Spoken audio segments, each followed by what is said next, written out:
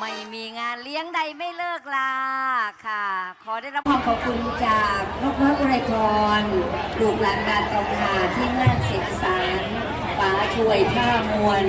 ม้วนมือดีมืออื่นแกลืมค่ะไปทรงให้กำลังใจในนกน้อยที่งานเสียงสาร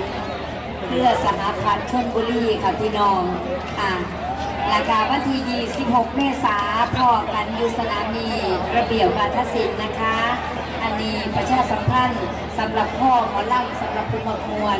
ค่ะหมอลำสิอยู่ใดหรือบ่ใดขึ้นอยู่กับแฟนหมอลำสุกคนค่ะทำวันนี้ให้ดีที่สุดท่านผู้ชมขาความเป็นจริงในชีวิตบางครั้งโหดร้ายยิ่งกว่าความฝันซะอีกฝันตื่นมาแล้วก็ลืมไปแต่ว่าชีวิตจริงของเราต้องอยู่กับปัญหาและแก้ปัญหาให้ได้ค่ะขอให้พี่ให้น้องเดินทางกลับโดยสวัสดิภาพขอบคุณจากใจเมนุกน้อยจากใจลูกหลานบ้านตองหาเครื่องดื่มM150อยู่คู่กับแรงงานไทยสุคนค่ะขอร่วมยินดีกับบัณฑิตนะคะบัณฑิตใหม่ของเสียงอีสานค่ะขอกำลังใจดีนะคะเด้อค่ะเสียงอยู่ใสเสียง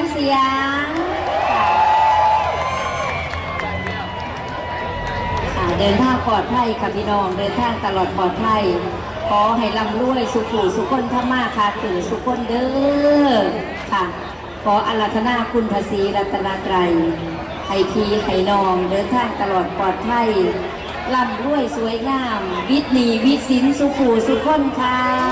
สาธุไม่สร้างผลงานปาฏิหาริย์ไม่เกิดอย่างแน่นอนค่ะ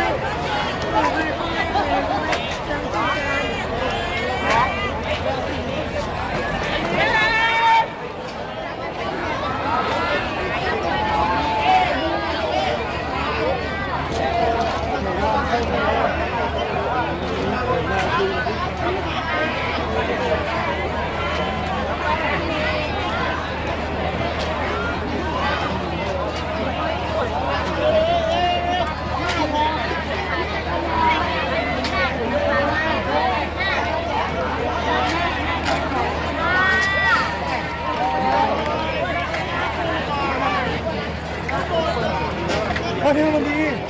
โอเคได้เปลี่ยนนิดนึงดิโอเคนี่เลยการนี้เอาเดียว1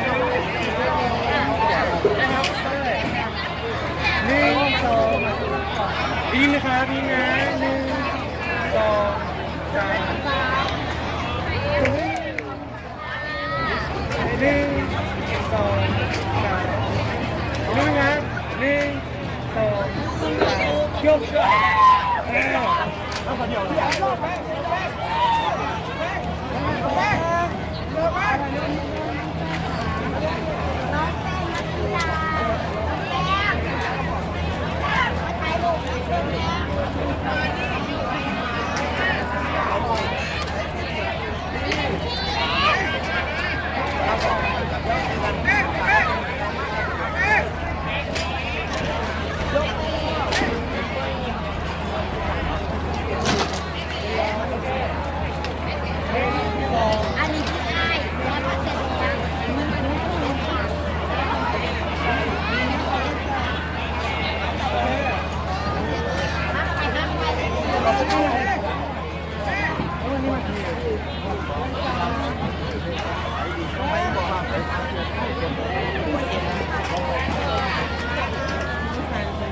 วยนะเสือ